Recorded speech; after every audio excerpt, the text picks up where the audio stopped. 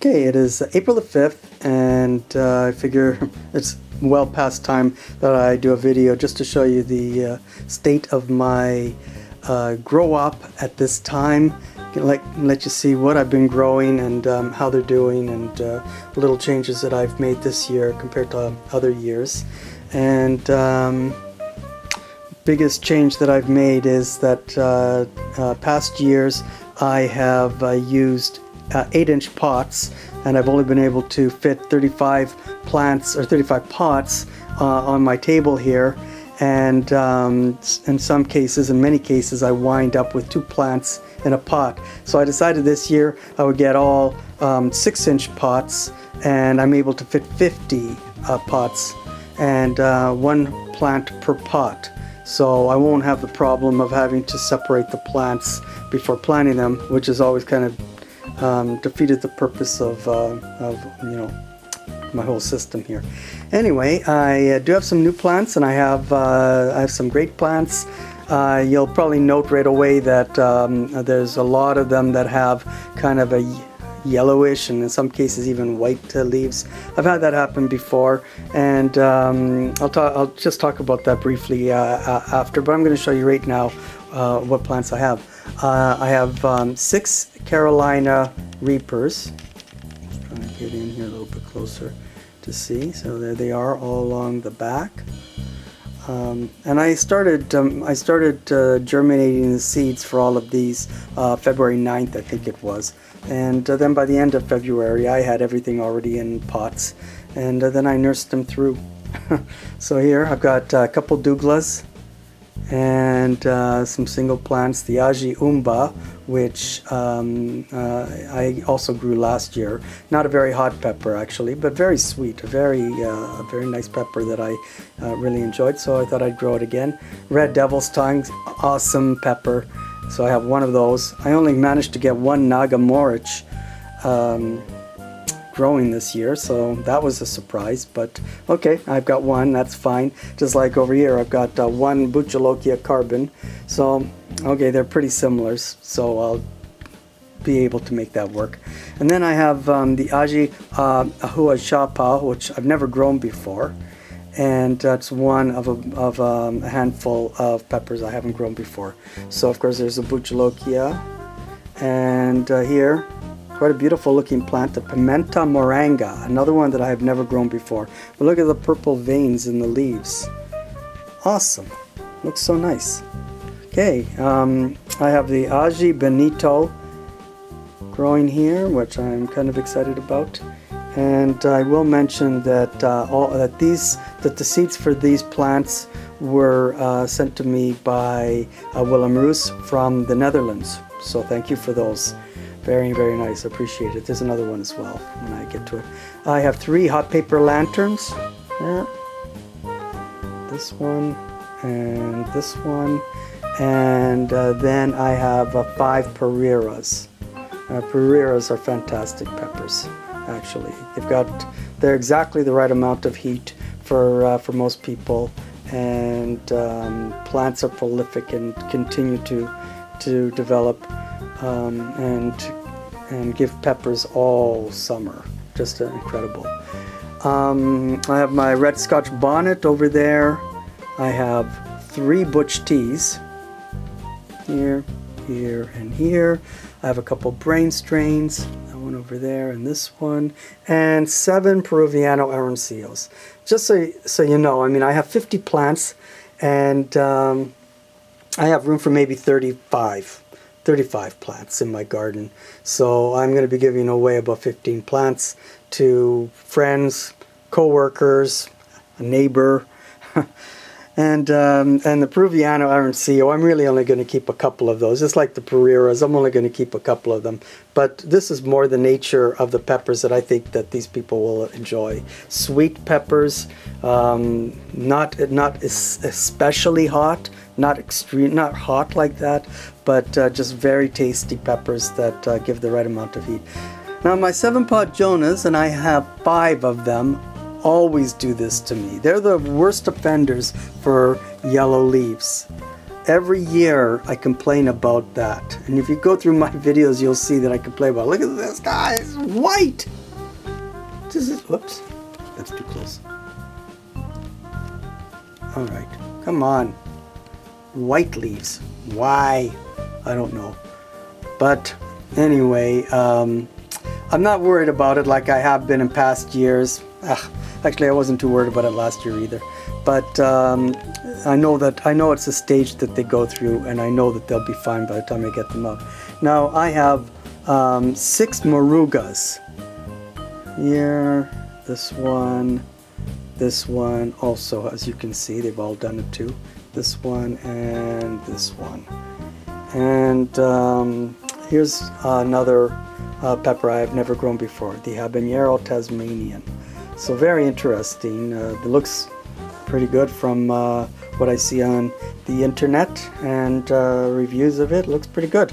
So I'm excited about all of these new ones. Again, thank you, Willem, for sending those to me. I appreciate that.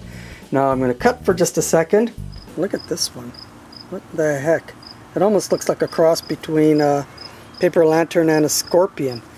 But just to show you how misleading that is, look at this one right beside it. It isn't. It's just a normal looking paper lantern. It's just a weird shape. So it just goes to show you how you can't tell by looking at the shape of a pepper whether it's crossed with something, because this is a pure paper lantern, no question. I mean, no question about that.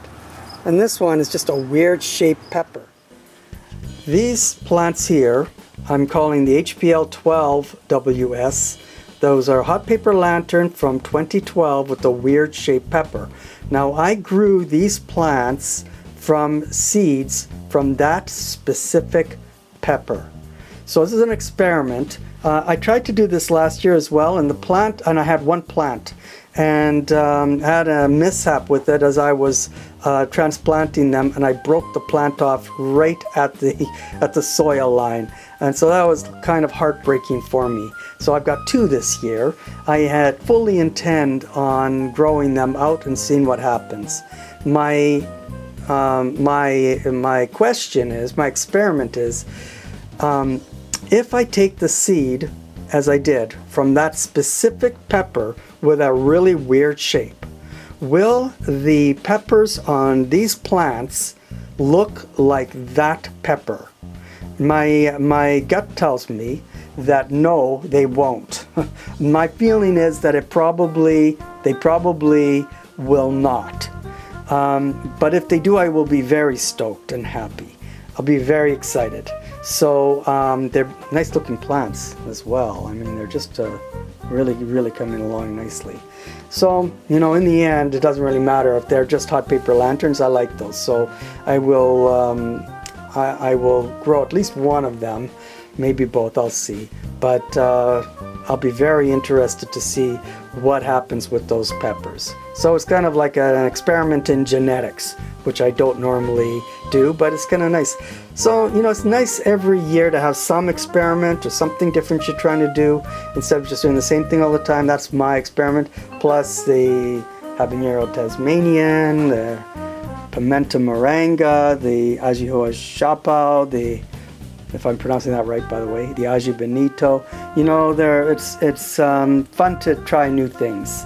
And like the ajiumba last year, I didn't know anything about it, but I really enjoyed the peppers, so here it is again. And the red devil's tongue too was far hotter than I expected it to be. It's just nice to, the peppers looked really cool, so I wanted to grow it again. So here I am anyway. You might notice a lot of minerals on top of the plants. It's because last year I discovered the Miracle Grow Shake and Feed all-purpose. It contains calcium and magnesium, and all I needed to do was give the plants 1 dose, and that 1 dose is good for 3 months. So it's pretty good. I put this on a couple of weeks ago, and really, I think you could see that a lot of the leaves, which, you know, you could see a lot of darker green happening in them actually.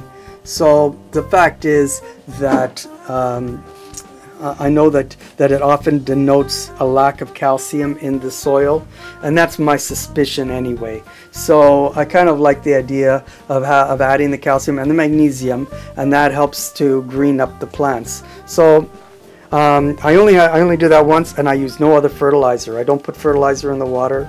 It's just, this is just the way that I do it. Now that's pretty well the state of things as it is right now. It's still it's not necessarily all that cold. It is you know, above freezing here. It's like a +6 or something, or +4 Celsius. And it's only supposed to start getting warmer from here, but we still have like tons of snow. So as usual, I mean, I would never even consider bringing the plants out until June. It might be the middle of June before I actually get the plants out. So I won't be doing another video until I'm bringing the plants out. So that'll probably be the middle of June anyway. And I just want to make one last mention. Behind the fertilizer is my tub of seeds, and I want to make this offer that I've made many times before. Every year I wind up with seeds that like, here's tons of, and I already have them all ready to go. See, like this, in little bags. The Madame Jeunesse I didn't even grow this year. I have some Manzano, but yeah, I didn't grow the Manzano because Manzano just takes too long. There's Yaji Umba. Red Devil's Tongue over here. So I'm going to make an offer to you. If no matter where you live in the world, if you're interested in getting some seeds from me, I really don't mind sending seeds out. You know, I would appreciate it if you became my subscriber. You know, I really do like to, my feeling is I like to support my subscribers in any way that I can, and I really do appreciate anybody who you know, wants to follow the adventures of my peppers and subscribes to me. And you know, that's part of the support I like to provide, is in sending seeds out to anybody, of course. And I like to get seeds too for plants that I've never grown before, because every year I like to grow something different. So there's that. It's not a requirement though, so I mean, if you don't have any seeds that you might send to me, that's not a problem. So just you know, please subscribe to me, and then you could send me a message asking me for seeds. Just give me your address and I'll get them in the mail to you. Anyway, that's probably going to do it. And I really appreciate that you took the time to watch my video, showing the interest that you do, and you know, and that's, I consider, support for me. Thank you so much for that. And you know, just leave a comment if you like, and I will definitely respond to your comments. Thank you. Thank you very much. Thanks for watching, and good luck with your own gardens. Good luck. Thank you. Bye.